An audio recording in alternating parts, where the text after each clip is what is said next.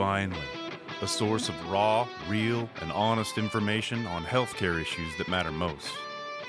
Welcome to BS Free MD.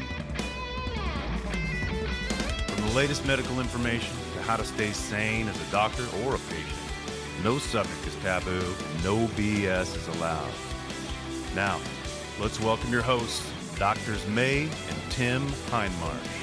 Well, welcome back. We are into season 3, if you're counting seasons, of our BS Free MD podcast, 2023. Here we go. So thanks for joining the ride. And we are bringing you another super fun episode, as usual, with a guest we've had in the past, John Matland. Tell us about John's episode, Tim. Well, John Matland has a tremendously great story, and he is unbelievably skilled at telling it. He started as a CT tech for a hospital system in New York City, and then became kind of the de facto COVID. I don't even know what you want to say to his colleagues, as far as, you know, kind of being this voice of protest against all of the different mandates that were coming from the masks and vaccines and whatnot. I was thinking more along the lines of, what's that character Mel Gibson played in the Braveheart? William Wallace. There you go. Yes. Freedom.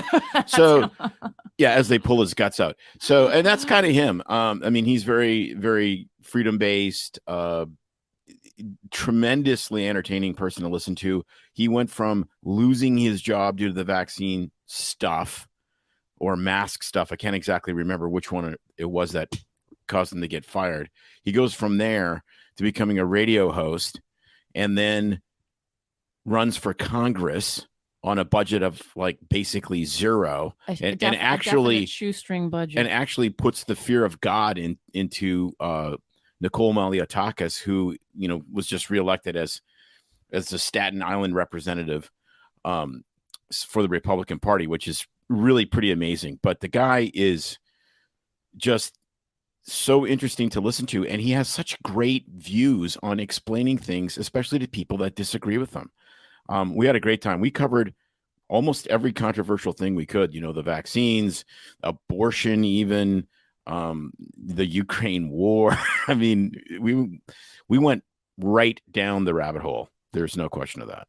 Well, that was a really good summary of the whole show. So now people don't need to listen. No, I'm kidding. You know, now they'll want to listen, because Exactly. they would want to listen to me ranting. They want to listen to John Exactly. ranting. John's ranting is more entertaining than my ranting. He's really fun. So before we jump into the episode, our sponsor this week, and actually this month, is our favorite meat distributor locally, Oregon Valley Farm. And actually check out their website, because they just might deliver to you if you live outside of the state of Oregon. They deliver in the Pacific Northwest, and actually into I'm not good with my state area zones, as far as, I'm not going to say Midwest, but they do deliver to a lot of states. And the beauty of their meat is it's actually organically raised from sustainable farms, pesticide, chemical free, and basically it's pasture raised beef, pork, and chicken. So if you order it, you'll know it's there, because you'll hear some mooing or clucking at your door. Exactly. Oh, our pasture-raised meat is here. But not only is it free of antibiotics and hormones, is actually super good. The quality is amazing, and the steaks, oh my gosh, they're just melt in your mouth. I love steak. The chicken tastes like chicken should taste. Actually like chicken. There's no question there. And the pork is delicious as well. And so they have specials all the time. If you sign up on their website, pretty much weekly, they have deals going. They just had one for the last couple of days where actually if you bought $300 worth of meat, you got a $100 gift card discount. And anyway, the Parkers are wonderful people. On a line on Instagram, they have recipes often and links to their site. So check out OregonValleyFarm.com. You can pick it up if you live locally to save some money, but you can have it delivered right to your door in a fresh freezer pack with dry ice. It'll stay frozen. Love it. So check them out. All right, on with the show. All right, welcome back. We are super excited. We have John Matland back. We talked to him, I don't know, about 8 months ago. when he was in the thick of running for Congress and how he had to actually fight the GOP legally in New York to be allowed to be on the ballot. That's quite a story we'll get to probably later. But again, a former healthcare worker. He worked as an X-ray technologist in CT Tech and lost his job because of the mask and vaccine mandates, and then somehow became kind of the default spokesperson for the masses. I was going to say the Gandhi of it. healthcare workers in New York City. So welcome, Gandhi. Glad to be here. And you're not the first person to say that. In the 6th grade, my teacher did, in fact, call me my nickname Mahatma after Gandhi. And he always said that I had some leadership qualities and that I would do big things. It just took me till age 36 to figure that one out. Do we want to know what happened in 6th grade? No, I just didn't care about like what the it thing was. Like if everybody was like, you have to act a certain way. I just walked through with my own swag and never bowed to the masses. And I guess that's exactly what happened in 2021 and 2020 with Max Public House. So yeah, it is definitely stochastic. It follows the same line. That's wild. So where should we start? Let's start with what you're doing now. You left healthcare in what, 2021? 2021. And then you started working for TNT Radio, which is an online radio service out of Australia, I believe. Yes. And so you're still working there. So tell us all about that. All right. So the ebbs and flows of that was I had a weekday show. And I did every day 3 hours, and that's where we met. You came on my show. It was a great time. Then I came on your show. And here we are. The campaign starts picking up. I go through those legal battles that we were discussing. I kick some serious butt, and I get on the ballot. And as things heated up, I had to step back. So I went to weekend shows, and then it really heated up. So in June, I had to bow out. And I stopped working with TNT for quite some time. And after the campaign happened, I reached out, said I'm available. And before you know it, I'm doing news updates 3 times a day, Monday through Friday. And I have my own 2-hour show, which we record live in front of a studio audience at the pub that I basically ran my whole campaign every Wednesday out of. So we have something good going on. People come down, people get involved, they talk.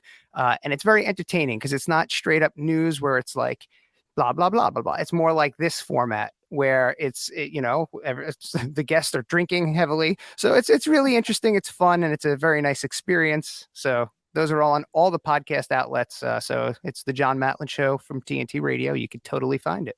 So when do we get to be heavily drinking guests, I guess would be the next logical question from there. Whenever you are in New York City, 100% you are coming on. Oh, okay. I can just see you chartering a plane for the sole yes, purpose of yes, doing that.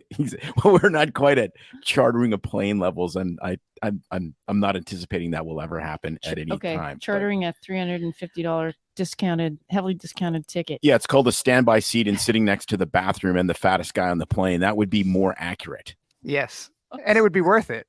Yeah, it would be worth it. I think totally. So. We like the city. I mean, we drove our kids across the country in a motorhome and spent the better part of a week in New York City with a motorhome, which meant we stayed in Jersey and then, took the whatever, I forget what that was called, the path. Yes. And which was wild because, you go for this walk half a mile to the train station, you get on there, you go under the river, and then you get off and you're at the World Trade Center. And it was like, yep. Wow, this is the country mouse went to the big city. I must say, New York City freaked me out more than any other city I've been in, because when you're downtown, and I'm very a navigational person, I'm like a homing pigeon. I have a great directional sense, but downtown New York, you can't see the horizon. You can't see where the sun is at because the skyscrapers are so tall all around you. You literally feel like I felt like a rat in a maze or when you're in one of those Halloween corn mazes. Like I couldn't see up to even just look around to kind of have a sense of where I'm at. So you literally have to just go by the street The You go difference, by though, there's Google more Maps. Yeah. Yes, exactly. Get a map. There's more chainsaw murderers in New York though than in Halloween corn mazes. I That's think. nice. Yeah, nowadays you're more likely to be thrown in front of a train than not. So I mean, or if you're lucky, you get the light version of crime or disturbing visuals, and that's usually humans defecating on the floor in front of you, shooting up on heroin, or just taking the occasional urination right on the floor. That was going viral today, May. You should look it up. They blurred it out, but it was on, I believe, an Instagram called Coronavirus New York, I believe. And the guy was laying on his side, the homeless guy, with his junk hanging out. So they blurred the junk, and you just see the puddle growing, and everyone's just standing there looking at it. Par for the course. New York City, baby. We have a brand. Mayor Adams said we have a brand, and we have a brand. Piss and feces. Yeah, but honestly, that could have been my child, because I remember when we were there. Your child would be peeing? Yes, but you cannot get into a public bathroom anywhere downtown. That is true. I remember it was awful. Our daughters, or probably all of us, had to go to the bathroom so bad. So we go to a McDonald's. Well, the line was 100 people long, because everybody else was just buying a soda just so they could get a ticket to the bathroom. And those, public restrooms downtown are scarce. And so I now get with coronavirus now, ever since they had an excuse, they're like, we don't even have a public bathroom. Yeah. Right. I believe it. So pee away on the street. Well, it's like Paris. The street is your bathroom. It really is. Honestly, I've walked past several people just peeing right there. I've watched people get out of their car and just drop trow and start peeing. Yeah, the car's idling. The traffic is piling up. That was in Brooklyn in August. I was going or June. I was going for a book reading for Naomi Wolf, and I look over at my wife, and I went, that man is literally holding traffic up, and you just see the puddle, and he's just standing by his door, so something's covering it. And I'm just like, wow, we just live in the wild, wild west of urination and feces. We really do. Wait till you just see a door and then something brown hit the ground by the door. That's it. I moved to Florida. The day that happens, even if I'm an elected official, I'm out. I'm just resigning effective immediately. Yeah, exactly. So tell us a little bit about the prevails of Staten Island election and politics. Oh God, where to begin? So when I was on here last, I don't know if I told you that I was taking them to court, or they were trying to remove me, or if I had already won. The past year of my life has turned into some type of bush that exists somewhere in my brain. It's hard to cycle through what happened and when. But clearly I won the court case. The judge ruled in my favor very, very strongly. Said it like the whole thing was just a joke, what they tried to pull, and it would disenfranchise all the voters. And I ran, and they thought that I wouldn't get enough steam. And more I learned the tricks. More people came out that have been involved with politics before. And we just kept knocking door to door in 99-degree weather. And we just kept going out. And something very special about what I did with my campaign is we did not pay anybody. I did not pay myself. I lost something like $4,000 putting it in, donating it to myself, even though I was unemployed. But we didn't pay anyone. And that doesn't really tend to happen in politics. If someone's knocking on doors for you, it might be that they're passionate about your movement, but they're also getting paid. And I told everyone, I'll do what I can myself. If you want to help, that's great. And people just helped. They never stopped helping. My friend came from Nashville, and she would just come down and she would help knocking on doors. Like, this was an all effort thing. It was pretty amazing to watch it happen. And we started doing mailers. We started getting some money here and there. I think when it was all said and done with in-kind donations, we were in like the 40 to 45,000 area that we made. We were going up against somebody with over 3 million, an incumbent, all the GOP behind him. But then a couple days before the election, Donald Trump came out and he said, I have some people in New York that need to be voted for. And she wasn't on the list. So he backed no one. And I was like, this is great. Until about 12 hours before election day. And then the truth post came out, and it was a copy and post. So my opponent ran with an endorsement from Donald Trump that just signified he accepted her after she voted for the infrastructure bill. He let bygones be bygones and still endorsed her. She ran with that as if it was a current endorsement and lied to everybody for months. And we successfully explained how it was BS. And after that, they were like, oh God, how can we stop this? If not enough people show up to vote, this guy can possibly pull it off. We have to expand the universe. So whatever happened behind the scenes, they got Donald J. Trump to go on Truth Social and copy and paste the same thing they had been lying about for months, verbatim, so they can say it was real. And then they pushed out that day a robocall. Now, guys, I mean, this is probably, I should play you the audio of my robocall. It was called one of the best robocalls that anyone has ever seen. Do you want to hear it? Absolutely. We totally do. Okay, so this is worth it in every facet. I'll make sure it sounds good. So real quick, the actual why this happened. We were planning this phone call anyway.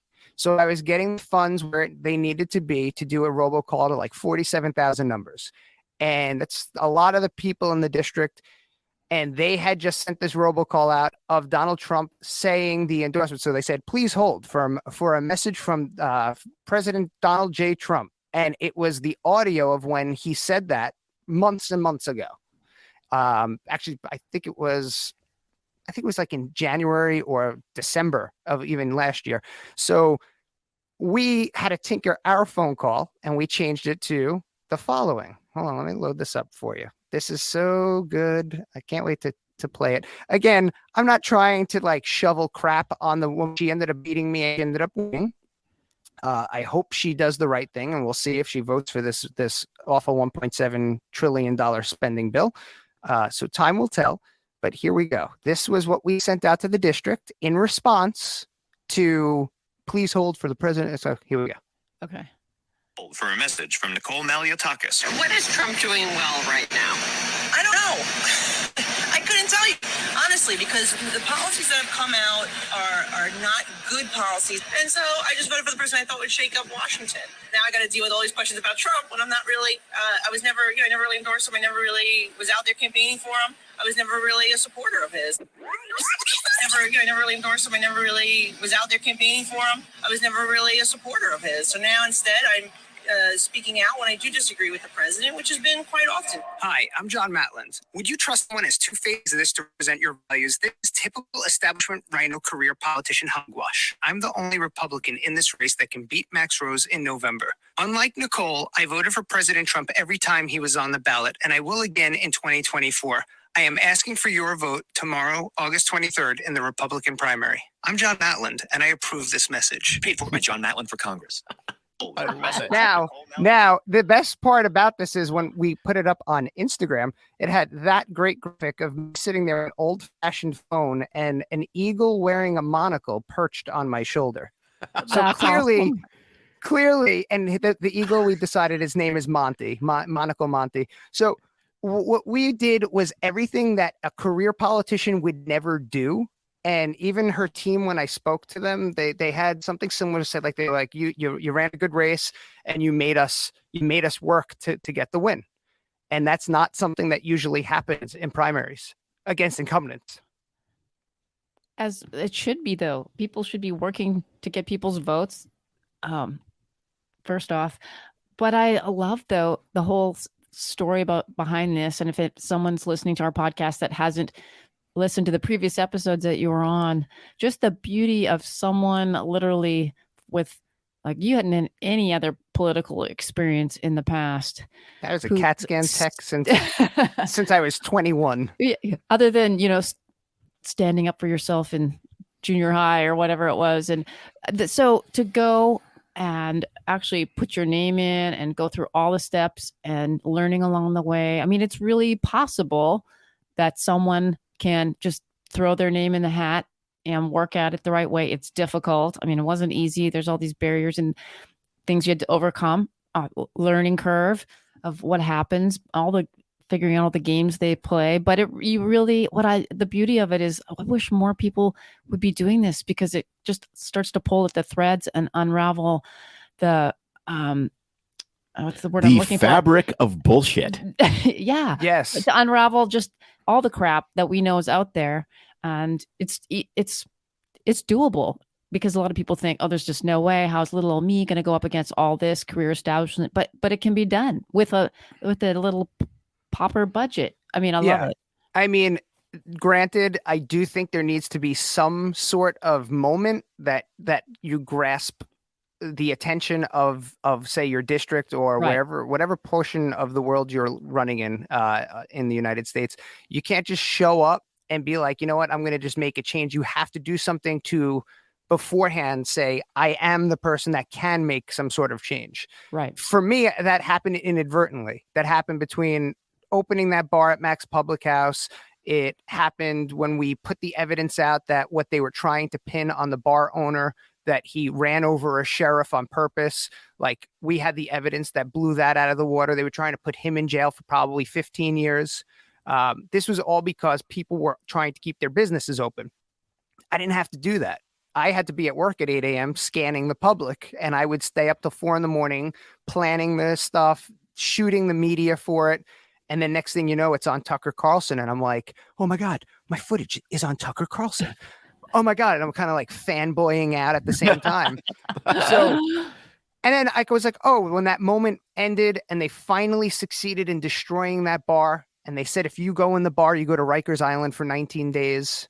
That, like, at that point, I was like, all right, so that's my moment. There'll never be anything like this again, probably.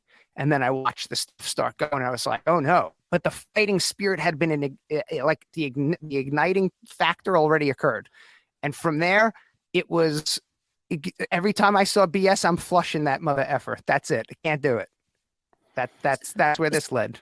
So this is really inspirational and helpful. Do you think that fighting spirit and what was going on is because of what was happening in the moment, or because of the New York attitude, the people getting behind you, or the Staten Island people? Or do you think that could be spurred anywhere across the nation, depending on what's going on in your local government? It was never because I was from New York. So if people ever say that, oh, it's funny because we run New York. No, those are a bunch of idiots. So I'll be the first to say I had nothing to do with being from New York. It had everything to do with, I believe if I sever my arm right now, there's red, white, and blue built into the tissue that will be exposed. I love it. And there's, and I mean that from like the bottom of my heart.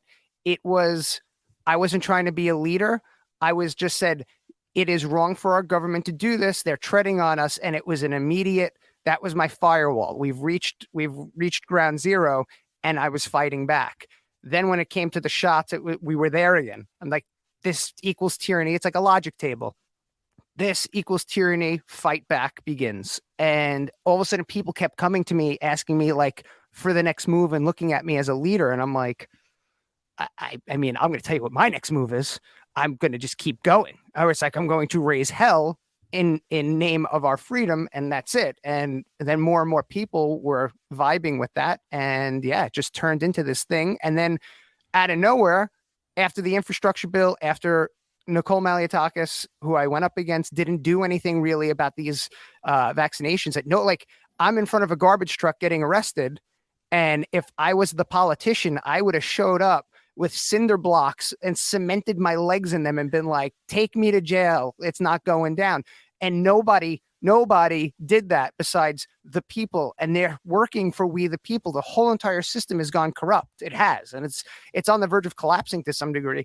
And that was it. I was like, okay, then we have to replace them. I just kept following that line of logic. So I legit had COVID, went on my computer, Googled how to run, and that was the beginning of it. I was sitting here, I was like, all right, I feel good enough to figure out how to run for Congress right now. I've had COVID for 24 hours. It's starting to break. And then that was it. I signed up, figured it out, and went from there.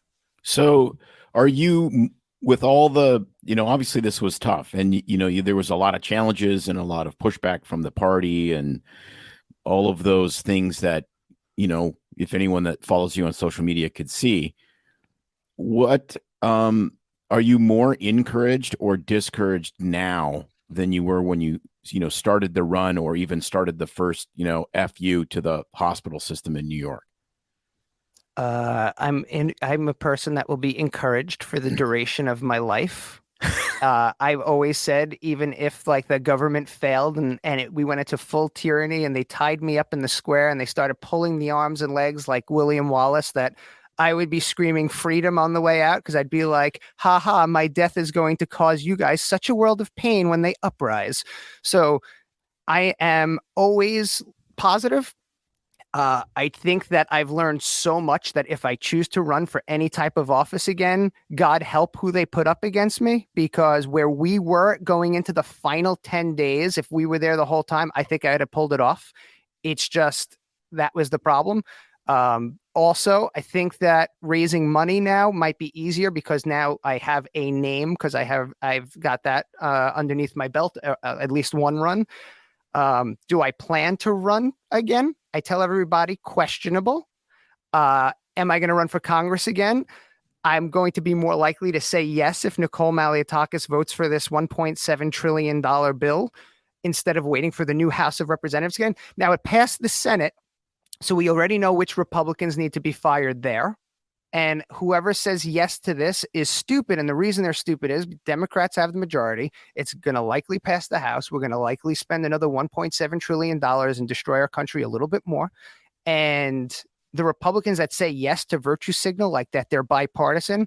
Well, now the real Republicans are going to be like, you could have said no, and you wouldn't have even had the backlash side of a couple of mean tweets. But again, the world gets very upset about mean tweeting. So these representatives tend to be cowards, and they're like, "Oh, I can virtue signal, and I'll just vote yes." But it's going to be something to think about if she votes yes for me. Yeah, I mean, and then to add insult to injury, you hear Captain Franklin the Turtle himself, Mitch McConnell, come out and talk about how the single most important thing that we could do as Americans is support Ukraine in the war in Ukraine. And I'm like, what freaking planet are you on, dude? I mean, that's this proxy war bullshit is.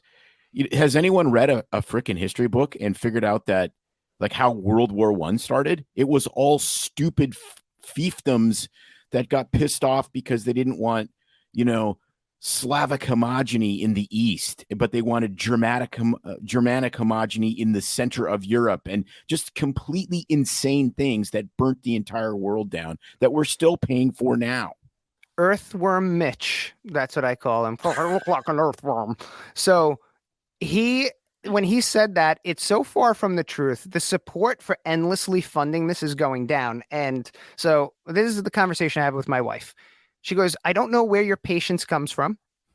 And I probably do. I had to teach myself how to like x-ray through like feces exploding and people peeing on me and yelling at me as I'm trying to help them. So yeah, I've been trained in patience, and I'm a patient person. So when people are cursing at me, yelling at me, telling me to die on Twitter, I'm like, oh, okay. And it confuses me why people get so upset when someone on Twitter tells you to die, because there's like an 80% chance they're actually an AI bot at this point. But I have this argument, guys. I had this argument up until we got on this podcast with people on Twitter, because I posted that this is not an acceptable thing. We cannot keep sending money. And so everyone keeps going, you're a Putin fanboy. Or some guy said, I've actually volunteered my time, went to the Ukraine and helped give medical services to the Ukrainians, and people are dying and you don't want to fund them. So I gave him, again, I'm big on truth tables and logic here. So I said, this is the wheel that you want. You're telling me that I'm a fan of Putin because I want to start peace talks, and I understand there's going to be bargaining. I'm not saying just stop fighting and let Putin kill everybody. I'm saying stop fighting after we get peace talks. Zelensky, I believe, has said he doesn't want peace talks. He wants more money, and he wants this never-ending war to continue.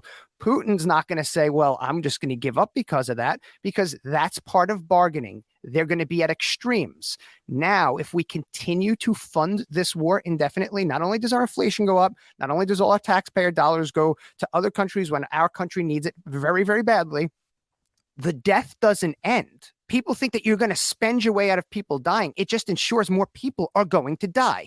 So I told that guy who is there rendering medical services that if you continue to fund this without looking for a way out, an off-ramp, you will be there complaining about people dying for the rest of your life. And that's the cycle here. We don't want peace. We want to fund the war. We fight the war. People die. We need more funding. We don't want peace. We fight the war. People die. And I can do that to the end of the episode. And guess what? Tens of thousands of people died. We're closer to World War III. And the guy I'm arguing with on Twitter is a schmuck. However, I won't say that because I'm going to chip away at him until it breaks down in his head. And he'll never admit it to me. But as he goes to sleep at night, he's going to be like, shit, if we keep funding the war, everyone's going to die.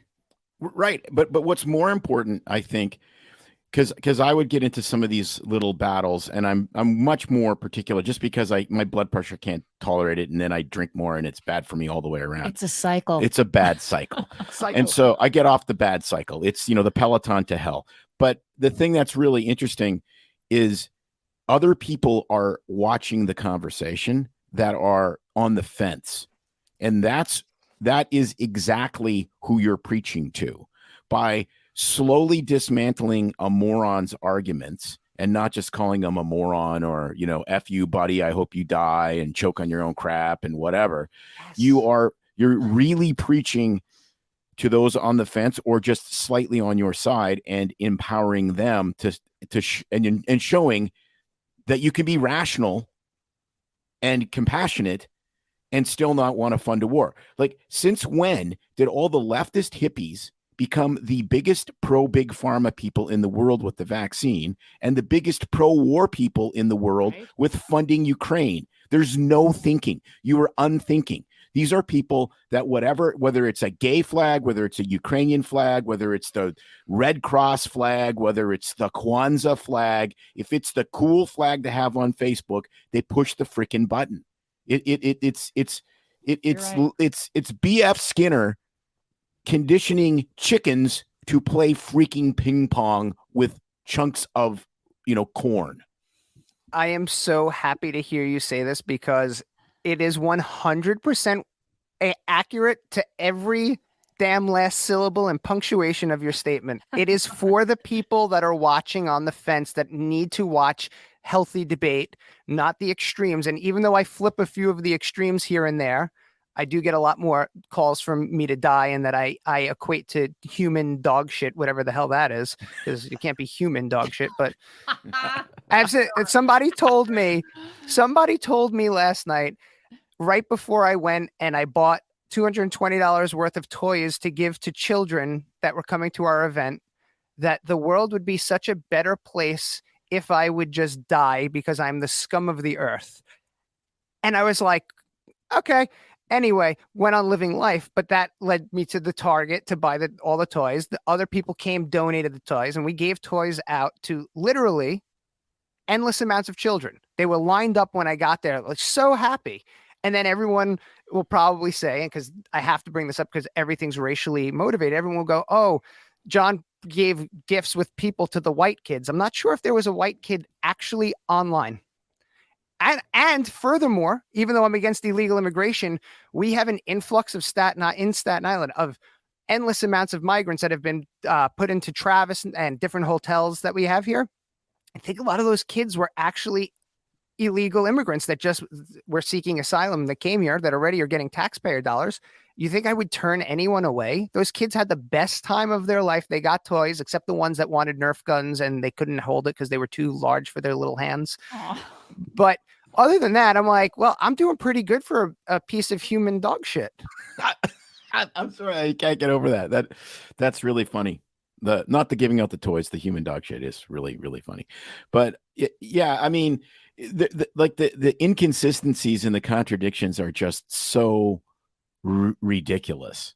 So insanely ridiculous. It's like, okay, so you're the big BLM person and you're against slavery. Okay, well, who isn't against slavery, right? Yep. Okay. But then you look at the immigrant crisis, which is modern day slavery. It's just slavery in a different way. So let's assume that there's no fentanyl coming into the United States. Let's assume that there's no gun running. There's none of the gang, none of the cartel stuff. That all just doesn't exist. And every single person that's crossing the border wants to pick, vegetables in the Central Valley of California. Okay, let's just assume that for argument's sake. Okay, if that's the case, it is essentially modern day slavery. Because you can instead of paying somebody what the minimum wage is in California, you can pay them, $2 an hour or $3 an hour, and then they live 4 families in a 800 square foot house. Yeah. But your almonds are cheap. It's even more than that. You're saying that they got there and they were able to set this process up. They still don't have a home to live in. Right now, if Title 42 was to expire yesterday, as it was supposed to, you're talking about possibly 50,000 people crashing the border that have set up outside of the perimeter of our border. And we're about to see in Texas 22-degree weather. So where are they going? They're going to all 50,000 people flood into the street to freeze to death. If you just think people should walk in and you can't offer them shelter, and you're not going to let them in your own house, you're a bullshit artist. Yeah. Plain and simple. These people are going to go to the street. They're going to suffer, die. They're going to have to commit crimes to get food. No one's thinking. And when they go, you want to turn people away? Fine. Let's take all of South America. Let's take them all in. Let's let anyone from any of the other countries, let everyone come in all at once. Uh-huh. Then what? Jinx, buy me a Coke when you come be on the show. No, but it's exactly, That's true. but that's exactly right. And we saw where this was coming from when, DeSantis sent the planes to Martha's Vineyard. It was, it's really cool if you're flooding, the south side of Chicago with illegal immigrants, or you're destroying El Paso with cartel crime. Because I'm in my $18 million mansion in my infinity pool in Martha's Vineyard. But oh my gosh, 25 illegal immigrants that could actually do services for you and maybe make you amazing mojitos, right? You can't have the riffraff here. Get them away. It's like watching the Simpsons when Bart sneaks into Mr. Burns' backyard and it's like, Smithers, release the dogs. Yes. I got to tell you what we watched with that.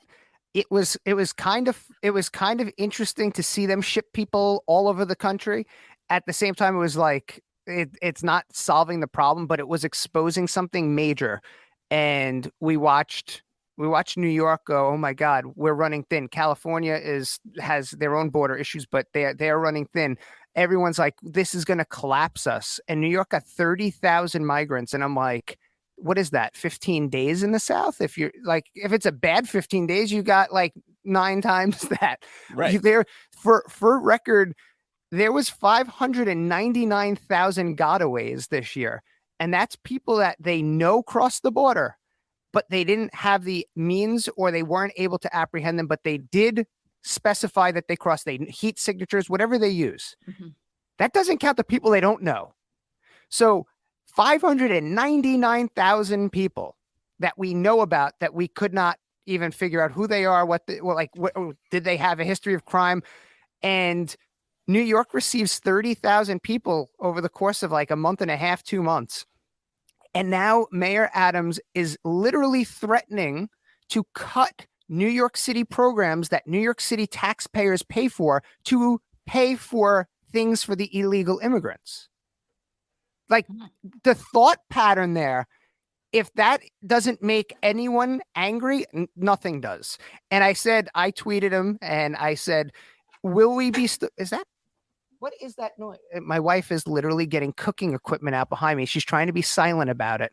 But so what we're doing is, if they take that away, I said, they better start with the free crack pipe program that we have here in New York. Oh, yeah. Well, you sound like you're becoming like Oregon. Oh yeah. Okay. So we did. We did an episode a couple episodes ago, and seriously, like it was an episode a couple episodes ago.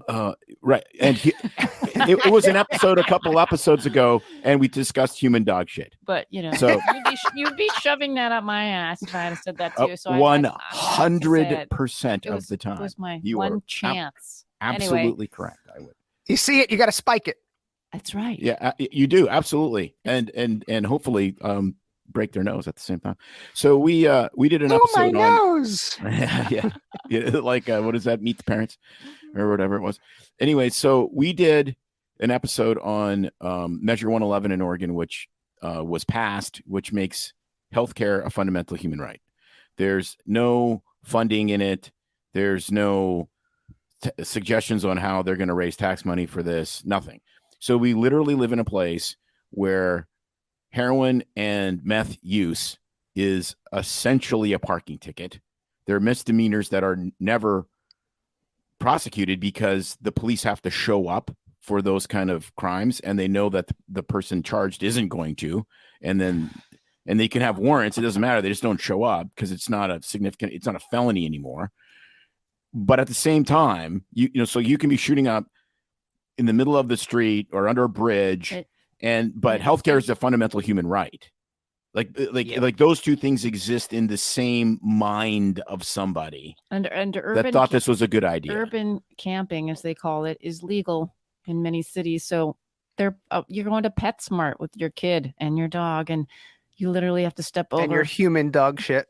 The meridian is yes, your dog's taking a shit right in the place where the tent canopy. What do they make those things out of? Like tarps and leftover carts from next door Targets, and you step over them as their black tar is being injected, and don't get it step on a needle, and then they're just like, wow. But I parked outside of the yellow line with my car, and I get a $60 ticket. Yes, because they know the $60 ticket for meth use is never going to get paid. But your very well maintained C-Class Mercedes is damn sure going to pay the ticket. That's why. It's so awful. The whole thing's awful. And yeah, we had the crack pipes come out pretty quickly right after you guys, I think, had some. How long ago did you have the crack pipes put in? That was 2. Yeah, it was 2 years ago. It was 2 years because it was the last election cycle. Yes. Yeah, you beat us. We got it, I think, right around December or January here. We opened it. So a bunch of people from New York Freedom Rally, they went undercover and they acted like they had addiction problems, and they went in. And they didn't have to wear masks, some of them, and even though you couldn't go in a restaurant here, but if you go to your local crack pipe dispensary, which by the way was across the street from a preschool, and they were just give a number. He wrote any number down. They were like, okay, thank you. What do you need? And he's like, I like smoking crack. And they're like, okay, here's your crack pipe. We have the room in the back that you can do your crack in. And then the other guy was like, I shoot up on heroin. And they were like, okay, here's your needle. And the guy came out. They were like, all right, we're leaving now. And the guy was like, oh, it'll be a little bit longer, and we'll make sure you have everything that you need, which sounded very weird because it sounded like they were going to supply the crack and the heroin at that point. And as they were leaving, they were like, very interesting. I could do all of this on taxpayer dollars, but I can't go to the local Applebee's without getting arrested. Very interesting. And everyone was like screaming, oh, no, they're not real. Get out. And that night they came to my campaign event, and I'm giving a speech, and one of the guys comes over and just hands me a little bag with the crack pipe and everything you need. And I'm like, and I was like, right in the middle of the speech, just hit the ground running. I held it up, and all the parents are looking. I said, this is where our government is going. They're just giving you and your future kids, if they end up developing a problem that's going to be exacerbated by the measures that they don't take or they are taking in some cases to promote this. World's going to hell in a handbag or in a crack baggie. Yeah. Now, the definition of we went through with an attorney online of this measure and the verbiage written down because, it sounds wonderful, right? Free healthcare for all. And so people are like, oh yeah, it sounds great. It sounds really humane. Nobody should go without healthcare, but it doesn't, like Tim said, as far as the funding, it doesn't define it, but it also doesn't, it's so vague as far as, so what's healthcare? What defines healthcare? Is it, I want a boob job because it really affects my psyche. If I have, does it mean, what are you paying for? Is it just someone? No, it's just healthcare, and healthcare is defined by whatever you want it to be. And right? then, is it birth control pills? Is it abortion? Is it penile lengthening? Is it? Right. I mean, everyone uses the straw man of little Johnny with the appendix. Okay, little Johnny with the appendix in the United States is going to get taken care of no matter where you live. Right. Sorry, that's Correct. The way it is. That's the way it is. That's not what it is. Because I'm very, I don't know, I wouldn't say necessarily libertarian, but with this kind of stuff. But for me, the public shouldn't be paying for stuff that doesn't benefit the public. So birth control pills, as far as I'm concerned, are a recreational medication that allows you to have recreational sex with no consequence of being pregnant. It's not. That's how is that healthcare? Well, I have to have sex. You do.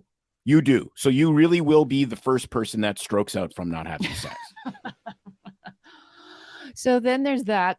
Plus, on top of it, the definition of fair and reasonable price. So I don't know. Like when I go to the grocery store, what I think is fair and a reasonable price for my steak is not what someone else might think is a fair and a reasonable price to pay, or for my home, or for my automobile, or for my health care. So who defines what the fair and reasonable price is? That's another, as well as it said a resident of Oregon.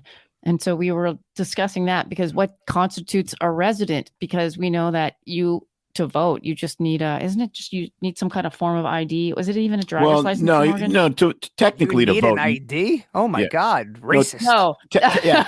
Technically to vote, So- you would need an Oregon address and be a Right. citizen. But what I mean, constitutes a resident in Oregon? well, they didn't define No. that. And so if somebody like just toddles over the border from Washington or California and decides that now they're a resident and they want free healthcare, could they do that? I mean, could we be, John, you just bring your old beat up motorhome that's falling apart, the Clark Griswold Cousin Eddie style one, park it in front of PetSmart, put up your little tent, your urban camping. And there I am. After a month, you're a resident of Oregon, Right, I mean- and we will pay for your penile lengthening. I don't need that. Thank you very much. but you don't know. That's what they're gonna air if I run again. They're gonna be like, John Matland has a small Pishka deal. No, right. I get it. don't It you might run be- that ad. It might be reduction though, man. You never know, right? There's just like Oop.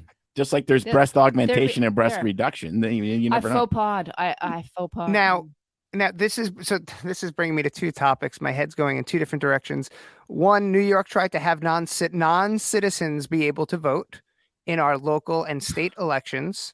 That failed after it went to lawsuit. But then again, that meant if it would have stood up and it wasn't tested, that we would have 30,000 new votes to throw into the mix because they're residents of the hotel that I'm paying for right now and that all the rest of the taxpayers are paying for.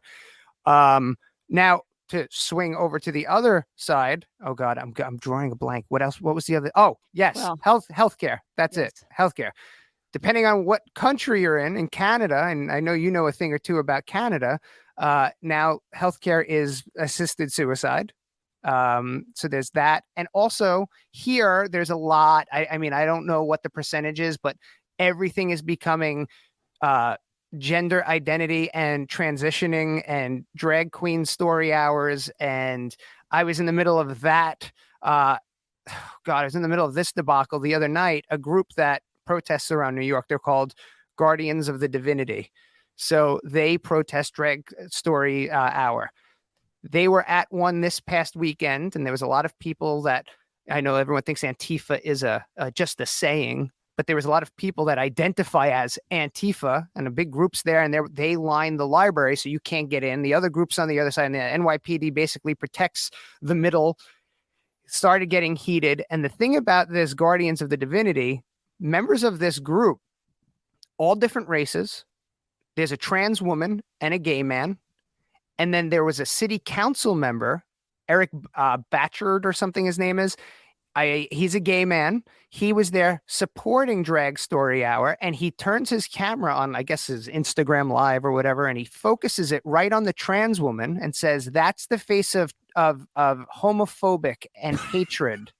And the gay guy's right behind her with his rainbow flags all over him. And he's like, what?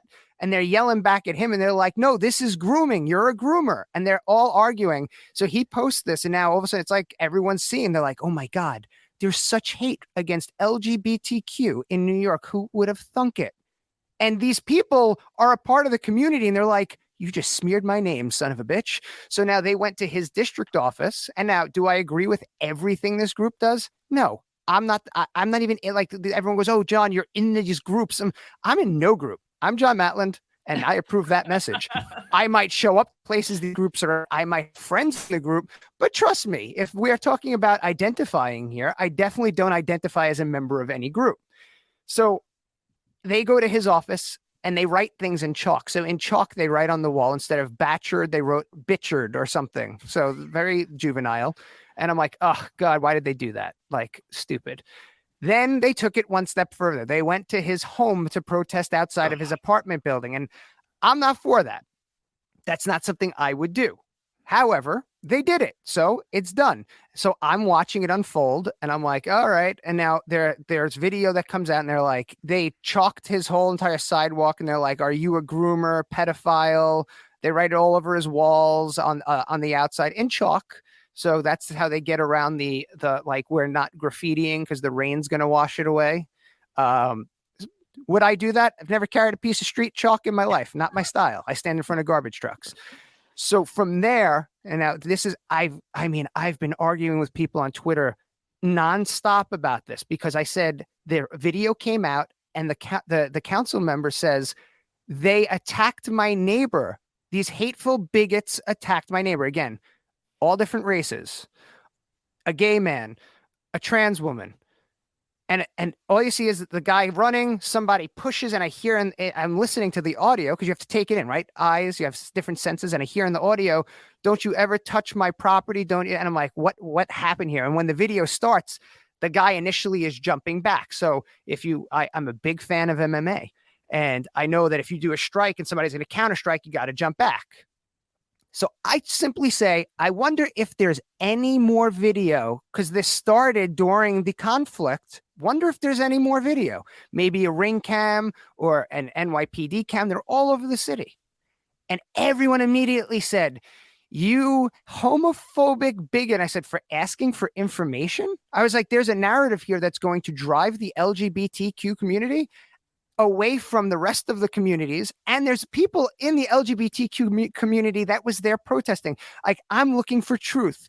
And everyone was so against the truth. Well, guess who found the mother effing truth? I know those protesters. So I reached out and I said, I want the full story. I wasn't even like, it was a non-issue for me. What made me go find this footage was the fact that so many people didn't want to know the truth. If they hit him first, they hit him first. I wanted to investigate it. So I had the guy on the phone and he goes, well, I wish I had the footage, but I lost everything because my phone's broken. And when I was trying to shut it off, I lost the live because the phone smashed against the floor and I can't get it. And I was like, there is a way to pull it up. So I now give an in-service over the phone on how to look at your lives that you've done in the past 30 days. They're stored. And he's like, I don't see it. And I was like, no, click this, toggle that. And lo and behold, he ends up getting the clip. They're standing in the building, whether that's legal or not, that's for the cops to decide. They're standing in the doorway and a guy who the neighbor is comes over and is yelling at them. They're arguing. It's getting heated. And he sees that the camera's in his face and he swats the camera at his face and and then the footage cuts because the phone hit the floor, shattered, but it was still enough to tape. He finally gets it back up and it's like, and then it starts again. And he's like, don't ever touch my property. So the initial contact was the neighbor. However, 500,000 views now believe that this group that's made up of all different sexes, trans woman, gay man, all different races, are hateful white supremacist bigots that hate the gay community. And even when they watch the footage, they're still angry about it. And I'm like, let the cops do what they want to do. You want the truth. After that, another video comes out that people threw glass bottles out the window from the apartment building to try to hit the protesters. All the cops were there. If you don't want truth anymore, I'm sorry. I'm not bowing to you. I'm going to shove it down your throat and then do what you want with it. But you're right. You hit the nail on the head. They don't want truth. They just want to live in their little virtual reality of what they've created in their mind. They don't want truth. Even when you present it to them, they'll ignore it. They'll twist it. Gosh, we're doing this already with this whole transgender agenda. And the more I hear, I read something today. I was looking up some information about people that were pushed into the transition, taking hormones at say 15, and now realize they regret it. But with how the phrase that they still use is now they're going back to their birth, their gender assigned at birth. I'm like, can we stop calling it gender assigned at birth? It's just gender, period.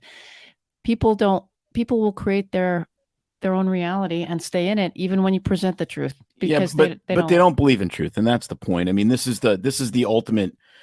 Maybe not the ultimate yet, but the penultimate effects of what happened from moral relativism. You know, when you undergird your society from truth that's bigger than you, and you say, you know, you can't, then there, and eventually there's just no truth. I mean, that's what it becomes. And so, I mean, I believe, at least personally, that ultimately this starts from moral decay, because, you know, what are you living for? Like, what are you actually living for? Are you living for principles bigger than yourself? Are you living for God? Are you living for your family? Or like, what are you living for? And I think in a lot of this leftist stuff, it's like they've finally come to the conclusion, at least emotionally, that their life really sucks and it's super horrible because their beliefs bring such absolute misery to themselves and everyone else, that everyone needs to share in the smorgasbord of human dog shit. That's going to be one that stays with you forever, Tim. That's it. But absolutely. But the thing here is, and I've noticed this a lot, that a lot of the people that virtue signal so hard are doing it to make up for how they felt at some point in their life. And it's like now they're so pro-gay or they're so pro-BLM. And then you find out, like, you go back in their history or you ask them, or if you talk to them long enough, they're like, you know, you're racist. You know, I came from your neighborhood. You know how it is. And I'm like, no, like, maybe you, in fact, were racist. You figured out you were a damn asshole and you've fixed that. But now you're trying to go above and beyond to make up for the years in the past that you can't go back in time and change. And now you've just become a colossal asshole. So there's such a fine line of accepting, maybe if you were a piece of crap in the past, you are better now, without virtue signaling and trying to act like the next savior. These people that, like, there's this happens over everything. And like people that are like, don't like the drag shows, and they're like, well, I know what it's like because I used to be a person that didn't like gay people. And it's like, okay, you know, perfect example. Tom Morello from Rage Against the Machine, the ultimate virtue signaling band of all time. They used to rage. They rage for the machine. That's what they are. Yes. I mean, the guys that had the line, fuck you, I won't do what you tell me, screaming for the last third of the entire song. Yep. Like a mantra of like pissed off monks. Yes. And you want the best part about this? While I was running, I would use Rage Against the Machine lyrics just because I wanted to piss off the left, because they fell off the map. And I would start, and I would do it in whatever his name is, the La Rocha voice. And no matter how hard you try, they can't stop us now. And the whole bar would go nuts. And it's like, you know, I always had fun with it. But the main thing here is that Tom Morello, I listen to him on the radio. I usually turn the channel because he's so politicized and he's such a bleeding heart liberal that it makes my blood boil in the car. So he's on, lithium goes off of Sirius XM. But I said, let me listen to what he's going to say. And he went on just a complete rampage about how he used to hate gay people and look down upon them and say bad things until he finally met one and realized that gay person is so much better than him. And I'm like, what the fuck am I listening to? What? And I'm like, what do you mean? It's just another person, and you learned not to hate him because he's gay. Like, you were the problem, Tom. And he goes, and then he goes on to say, I was the problem. And there's still so many problems. So now we got to turn it around. And I'm like, he's virtue signaling to try to make up for his transgressions of the past. But you can't do that. And because he sucked at life doesn't mean I suck at life. Exactly.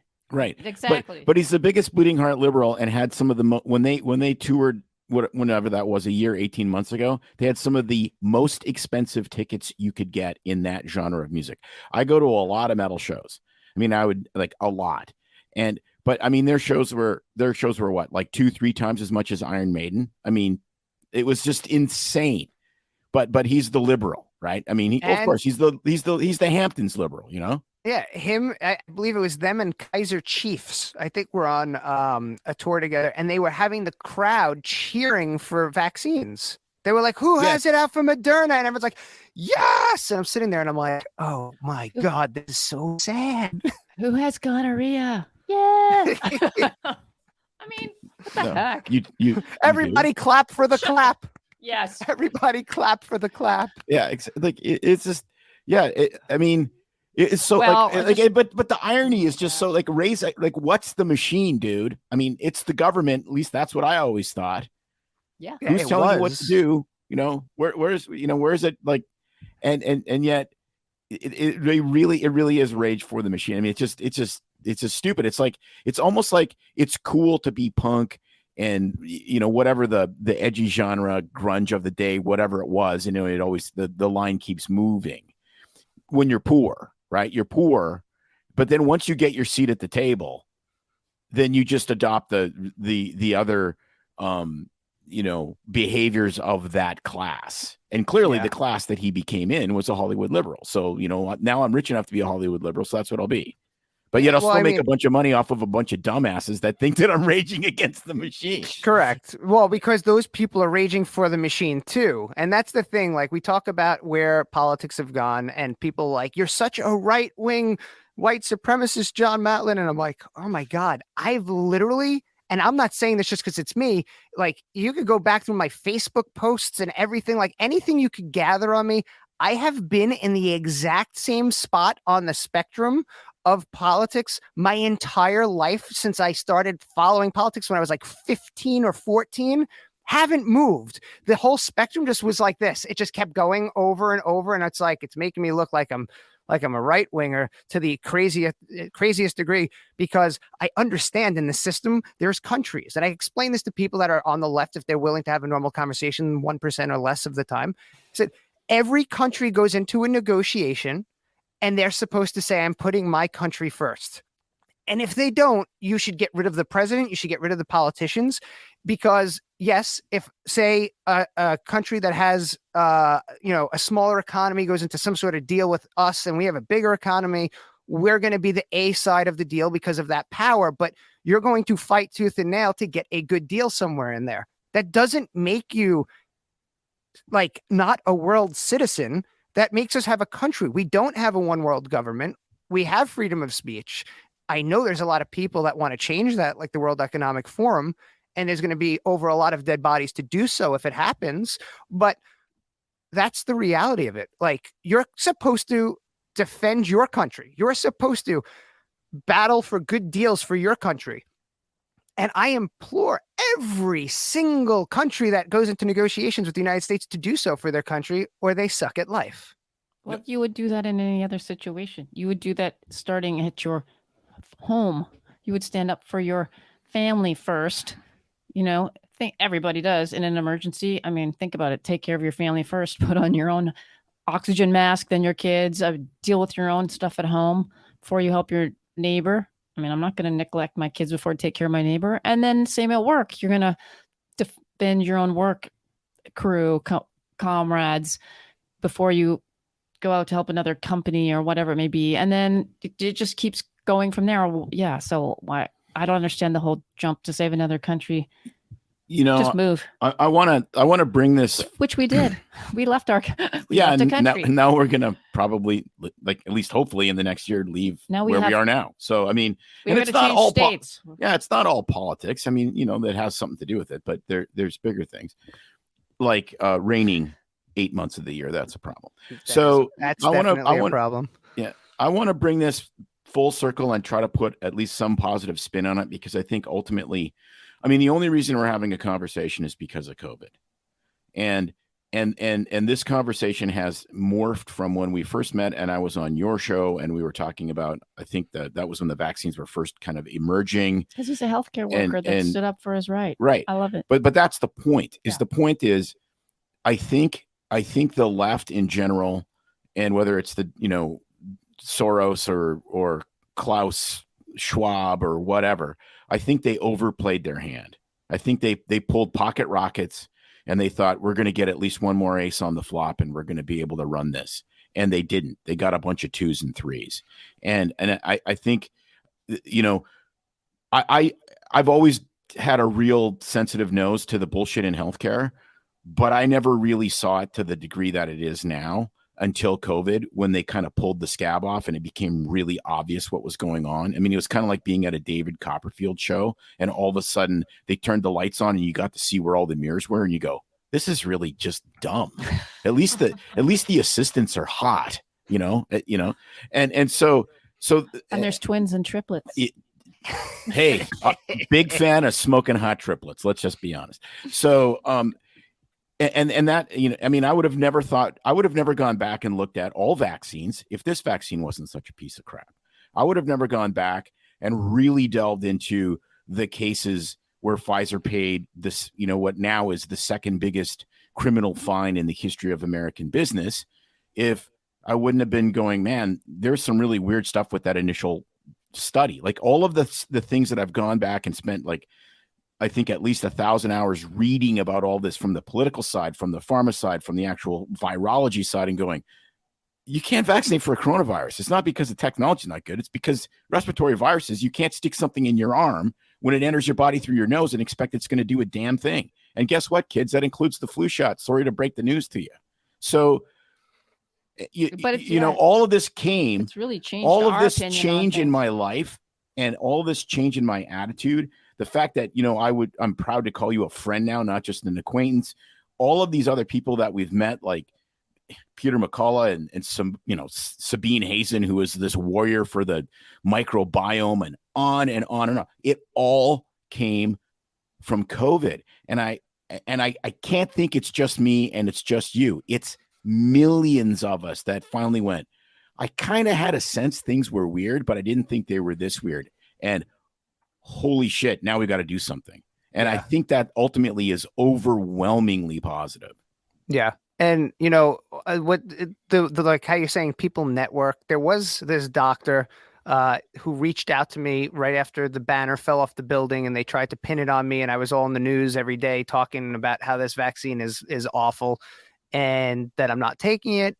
And he reached out to me and said, listen, I am not an anti-vaxxer, and I know that injecting this, and I don't know, I mean, this is all doctor talk. So for me, it's like, I don't know what the hell the guy was talking about at some points. He was a very brilliant guy. And then at one point he was like, I don't know, maybe it was after the garbage truck. He was just like, no, I'm no longer dealing with you. But he was trying to send all these different letters out. He was on threads with the NIH, and he was like, no matter what happens, if you inject this and you create these spike protein antibodies, it never crosses the barrier into the lung tissue to support the antibody response. It doesn't do it. There's no proof of it. Therefore, the vaccine does not work, in my opinion. And everyone was ignoring him, and he was sending things to the CDC left and right. And I see all these big names on the thread, and I'm like, how the hell am I involved with this dude in California who's like an ophthalmologist who's writing these huge 80-word papers? And it's crazy. It's crazy. In every sense of the word. So we've networked, we've woke up so many people, all of us that realized what was happening. And it's just really, it's a sad time, but it's good that there's a good amount of people that held out. And when you said that they got the flop, they thought they were going to get aces and they got a bunch of 2s and 3s. I think that is what happened with the bivalent booster that was tested on like 8 rodents, because so many people that are eligible to get it didn't. And now they're going to make it part of the primary series for children. So there is no fully vaccinated for children without the 3rd shot being the bivalent.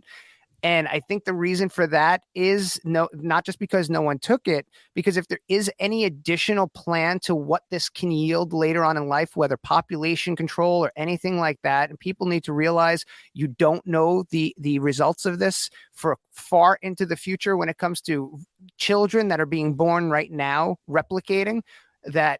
I know this might be hard for a lot of people to hear, but girls are born as females. They're females. They're born with all of their eggs. And if the eggs are spoiled, there is no other generation, even if that's it's a 50% chance, kind of like a lethal dose of eggs is 50-50. So that would change the course of humanity forever. And I know Klaus Schwab would love that shit. So let's just call it what it is. We don't know what's going to happen. And that very well could happen. So that's that bivalent. People are dying around me at rapid paces. There's 5 people in the past week that have been at hospitals that I worked at, whether employees or relatives of employees, and young suddenly died. I've been to the wake of one of them. And I've heard that person like had a lot of shots too, bivalent boosters, and it's not my place to go on about it, but keep your eyes open, people. Well, there's another reason to vaccinate all the kids, and it's very subtle and very powerful, and it's to get rid of the control group. Because even if this doesn't cause mass infertility or death or whatever, and it's not the bioweapon that, you know, some people in some groups freak out about, if it causes anything, I mean, if it causes, you know, an uptick in any chronic illness that we figure out in 10 or 15 years, if all the kids are vaccinated, that uptick is just a theory because there's no control group to compare them to. Climate change. And that totally shields you from massive potential litigation, because the only way to litigate this is if it's fraud. And I think there's enough fraud here that if it ever gets uncovered, Moderna and Pfizer will not exist. I mean, they'll sue Pfizer out of existence. Twitter files. Yes. And if I said, wait, if Elon only purchased Twitter to let it go out of business after airing dirty laundry, it was the best $44 billion spent in history, because what might come out of the Twitter files, mind you, like, I didn't know that Fauci's daughter worked at Twitter during the pandemic. She was probably the complete liaison. And when we get that cycle out, everyone's going to go, Mother of God. That's right. And I can't wait to be there to say Mother of God. That's right. Exactly. This old bag of human dog shit. That's right. Oh my goodness. Yeah. I'm coming up with a vaccine for human dog shit, though. So they're coming up with a vaccine for fentanyl. I'm sure you guys have heard about that. Yeah. Nothing could possibly go wrong with having antibodies that your body produces that just stick to your mu and kappa receptors.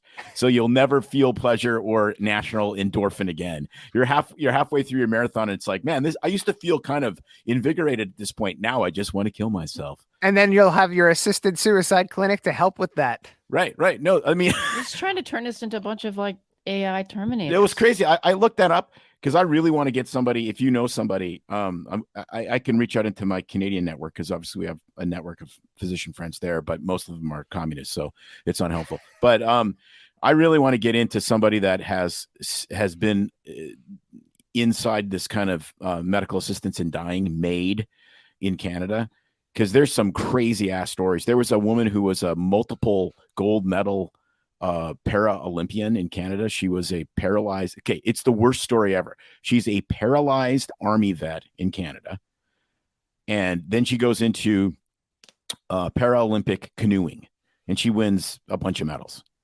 And she's calling up her local health authority because she bought a new house or something, and she needed to get a wheelchair lift for her stairs, which apparently would be covered.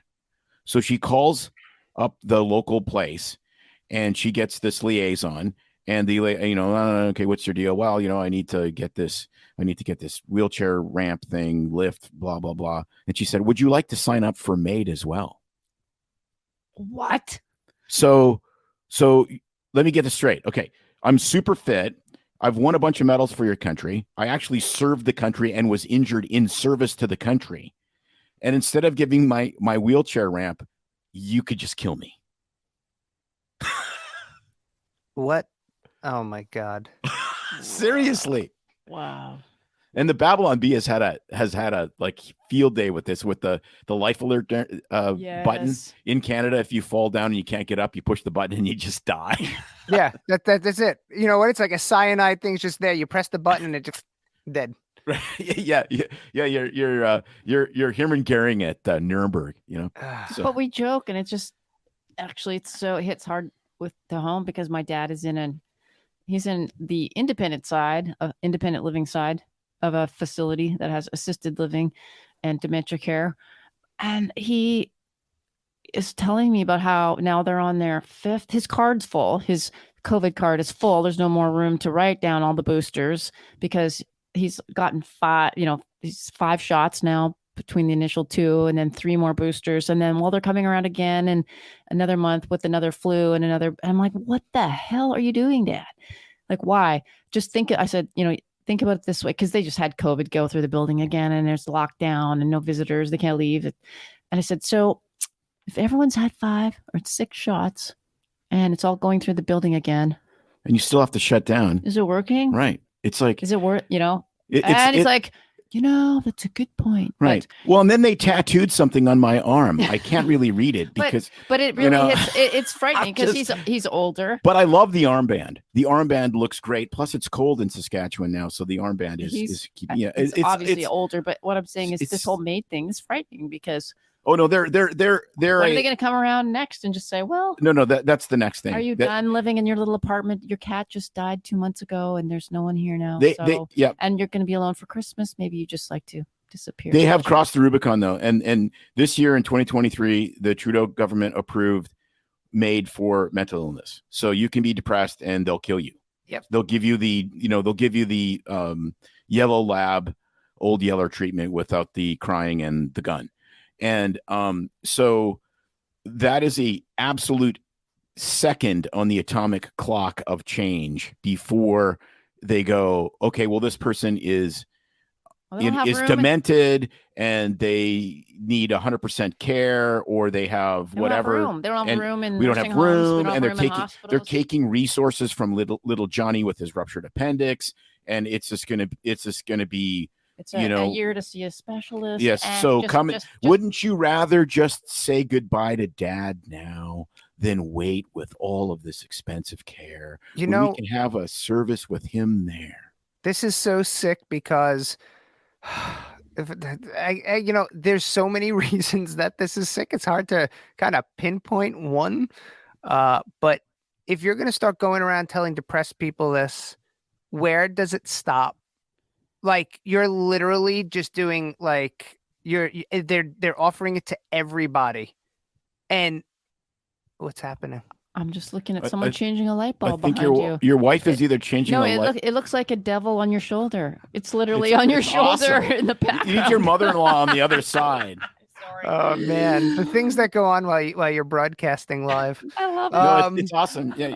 It's okay. Yes, there is definitely work being done behind me, but I digress. If they're going to start offering suicides to everybody, it's only a matter of time before you don't make enough money. If that's already happening, like you're saying, if medical bills are piling up, if you're depressed, if it's for anything, and it's crazy that is what is happening. I'm at a loss for words for once. In a system that this should frighten people, because Canada has a one-payer system. The government-run healthcare. If you run out of money to take care of people who are old, that are eating up dollars, and they're demented, and they're sadly in a vegetative state and rotting away in a nursing home, or you're depressed, or you're just a non-functional citizen because of your medical problems, it's much easier just to make you go away. I remember exactly what I was going to say, because there was a point in there somewhere and I lost it. And a lot of it's going to be narrative based. So what I mean by that is, you watch the citizens here in the US turn on everybody when we were talking about ivermectin, and they were like, they're in the hospital because they ate horse medication and horse paste. And now there's people waiting outside having heart attacks because of these stupid idiots and their horse medication. Now, that was a narrative. It was 2 people that went to the hospital and they were like, I think I might have had a little bit too much ivermectin. But the news cycle acted like there was a line wrapped around the building, like it was Black Friday and there was a new Xbox on sale. So what happens when everyone in Canada is like, all of these old people are not giving back to society? And if you're going to be a global citizen, like at age 70, you should just go. Like, just take the easy. We're giving you the option, and there's no beds left, but there's still beds left and everything's still the same. But to control the human mind, it's like the easiest thing in the world we've just figured out. Well, hello, we already used that line of reasoning with unborn, because there'd just be a burden on society to a family or mother that can't take care of them, who's financially unable to, they're not wanted. And what family's going to adopt them? Are you? So let's just that let argument abortion just be. That argument just drives. People already use that. But it gets so idiotic. It's like, okay, look at this mother. What hope does this kid have? Honestly, I don't know. But realistically, probably not a great chance of going to Stanford. I get it. Okay. But that's not the argument to kill somebody. Because if it is, He lucked out if he didn't go to Stanford. right, then we could, if that's the argument to kill somebody, that their life is going to be shitty, then let's load up the AR-15s and put in, let's make them M16s and fully automatic, and go to every homeless encampment where people are taking from society, and let's just kill poor people, because you're making I do have to say this for you. He's making it. This is an analogy. He's not actually saying to go kill people. I just wanted to throw that out there, because usually when you make these things, somebody will take that cut and they'll be like, look at this crazy conservative doctor and his wife and that weirdo that lost the election. He's such a loser. They want to kill homeless people. But you have to. But that's the point. Is that if you think poor people shouldn't have babies, so you should kill their babies, then you're just making the kill poor people argument, which is completely insane. There may be other viable, I'm pro-life, but I get it. Like, other people have other arguments. There's other arguments you can make. Don't make the kill poor people arguments. That's a really bad one. Yeah. We've tried that in other societies, and it's really horrible. I totally agree. Listen, I'm pro-life myself, and I also, this is the libertarian side of me, say I can't dictate to people certain things. So when I talk to everyone across the aisle, whether you're super conservative, super religious, or left, I say to everybody, there is a common ground somewhere that we have to find. And a lot of people have landed on 15 weeks, whether or not you agree with it. But there is no reason you go, it's 8.5 months.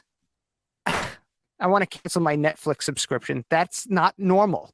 That's a full-grown baby. So whether I agree with your choices or not is irrelevant. I'm just one person. I'm not your God. You might not have a God, whatever the case may be. But there's people on the left that also really, truly believe in having some form of limit. And that's the thing here. There's got to be some form of conversation. I know I can't dictate it. And there's something here, but everybody's just like, no, it's a woman's right to choose. Put it in a blender if you want to 5 minutes before it's due to come out of the toaster oven. Yeah. And that's not normal. But the thing that's so weird about this, and it tells you exactly, I think it gives a real insight into the body politic, which is this. Abortion actually is a really super easy political thing to solve, because it's what 75% of people believe that you should have abortion on demand to some degree, but some limits. So 15 weeks, 20 weeks, whatever, it's arbitrary. That's the way it is in most European countries, but women still have the right to decide up to a certain point. So it's essentially abortion with demand with limits. So politically, that's a winner. But politics and party politics isn't about necessarily winning these issues. It's about keeping these issues alive so you can divide people and keep your base strong. And so personally, I'm on the abortion is murder side. But I also understand that politically, it's very expedient to understand that you're going to probably save more babies if you have abortion on demand with limits rather than open season on baby. And so it blows my mind.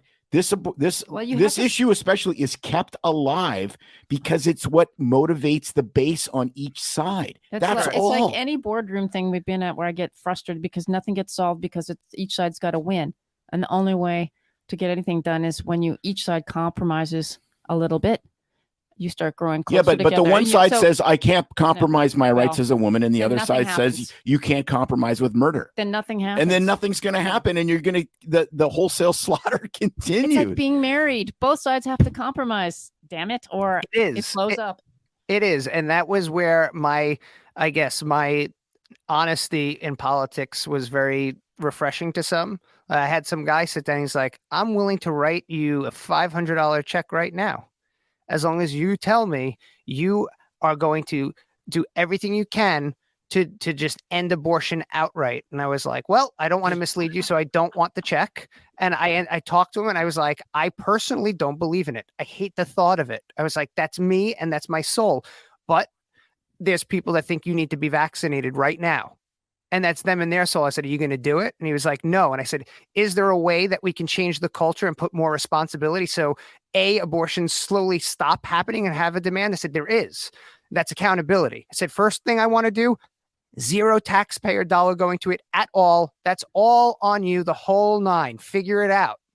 Also, bring a time limit in so you can't just leave it there forever. And I was like, and that will start waking people up to go, not just say, my body, my choice, be like, well, I should probably be more careful and perhaps maybe not sleep with the entire basketball team tonight.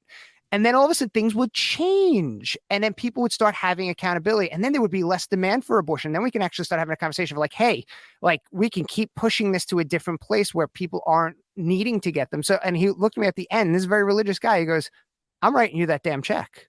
And he was like, you have somewhat of a plan like that I've never heard before. Like you really, and that was it. But honesty wins. I also had another anti-abortion group come up to me and they were like, if you'll say right now that, and this is like 2 days before, like, we'll endorse you right before the election if you say that under no circumstances should there be abortion.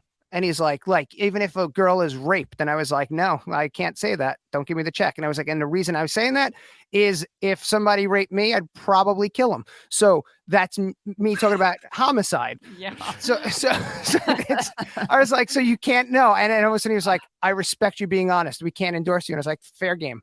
So, I mean, there's different points of views. There's different opinions, but people don't want to have the talking. You're right. They want to keep this alive till kingdom comes so they could get their votes every 2 years during that midterm. No, that's 100% what it is. I think we solved all the world's problems. We did, or at least we exposed them. An hour 20. Yeah. I mean, we could go on forever. This is great, but to actually do the 3 hours, like Rogan, then we do need the bong and the whiskey. No, I'm voting Matland Hindmarsh ticket for 2020. Oh, I can't be vice president. Oh, you can't? No, because I was not born in the United States. That's right. Okay, well, but I'm getting my freaking Lincoln bedroom night. That's for damn sure.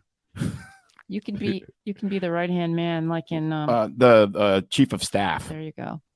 Well, there you go. That'd be the John Matland BS free MD edition when you guys come to New York for sure. Yeah, for sure. And we'll come back for sure. Absolutely. We'll, I mean, shoot, if we can sell our house and downsize our life a little bit, we will absolutely. We'd make a trip just to do the show, just because it would be so much fun and it's cool. It would be. It's something else. Definitely take a listen. And to the listeners, it does broadcast 9 a.m. Eastern on Saturdays on tntradio.live. And then everything gets Rolodexed into every podcast format after that. So you could always find it. Again, it's the John Matland Show, like my name, right? Right there. Damn mirror. I try to go left. It goes right. You know, the flip. John Matland, Matland, Matland, just like it sounds. Yes. And that's, and you can follow me on Instagram at We the People Are the News. And then because Twitter has that handle, you can't put all those characters in. It's WTPN. And then ARETHENEWSO. WTPN is awesome. I love that acronym. It sounds like a radio station. Yes, it does. It sounds like its own radio station. WTPN in Cincinnati. No, in New York City. Oh, wait. I didn't actually said it wrong. Oh, God. I said my whole entire handle wrong. It's WTP and then ARE, the news. So We the People Are the News, but We the People is just WTP. Perfect. The WTP, We the People Are the News. You're right. It's a radio call station. That's right. Well, you missed Thanksgiving where you could have thrown the turkeys out of the helicopter. I know. Oh my God. That was the best. One of the funniest things ever. Goodness. All right. Well, thanks a lot, John. We will absolutely talk again, hopefully on our show. And for sure, we really would love to be on yours. So we will make it work. Absolutely. Thank you for having me and have a great day. Merry Christmas, all. Happy Hanukkah, happy holidays, anything you do. I'm saying it all. You get it all. That's it. That's right. If it offends you, kindly from this human dog shit to you, screw you. Have a merry one. All right. Well, that was so fun. So I don't want to make a promise I can't keep, but I think there's virtually a 100% chance that we go on John's show this year at the bar he does the show from I think it's in Staten Island. What are you saying? You're buying us plane tickets to New York? Yeah. New York City, the city that never sleeps. Well, that would be super fun being on his show, being there. That'd be the blast. So yeah, stay tuned for when that is. Yes, we will let you know. Anyway, shout out to our sponsor again, Oregon Valley Farm. Check out their website, OregonValleyFarm.com for the highest quality pasture-raised, antibiotic-free and hormone-free beef, pork, and chicken delivered right to your door. Lots of specials all the time. You know, you have one body. You might as well take care of it the best you can by putting quality ingredients into it. As I always say, you wouldn't put crap into your one car that you owned for your entire life. You take really great care of it. So do the same with your body, and it will treat you well back. Absolutely. And we think that that involves a tremendous amount of protein in the form of things that used to make mooing sounds. Or clucking. Or clucking sounds. Yes. And actually, honestly, the pork, I saw I saw a post someone had on Instagram about how they feed pork in the mainstream pork industry, and I almost threw up. It was literally a bunch of garbage coming down a chute. It was like the bags. It looked like a garbage dump, and then they ground it up into this golden powdery stuff that looked like corn paste, not even paste, pellets, and then they fed it to the pigs. Everything in there, from the plastic, everything. So if you want to eat plastic, but go ahead and eat commercial pork. But not only that, apparently, I like the stat I heard, and I'm not, I don't have the reference, but it's something like, I think 80+% of all industrial raised pork in the United States is owned by China. Yeah. Well, I mean, you know what? Chinese people feed their animals and their people.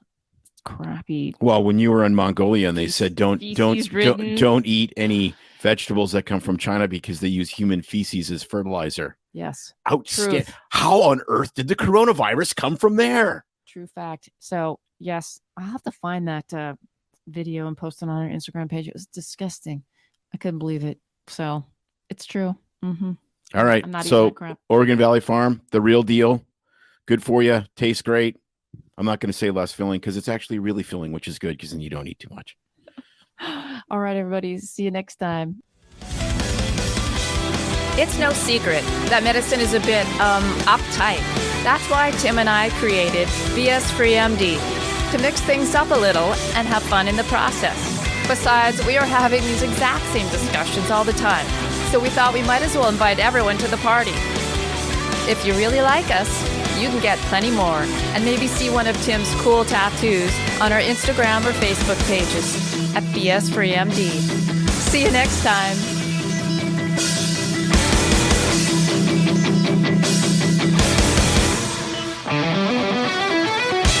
While we try to keep BS Free MD as raw and real as possible, we can't be held responsible for any medical decisions or discussions had as a result of what you've heard on the show. We know, bummer. But the truth is, we really do care about your questions. So feel free to reach out to us by email at doc@bsfreemd.com.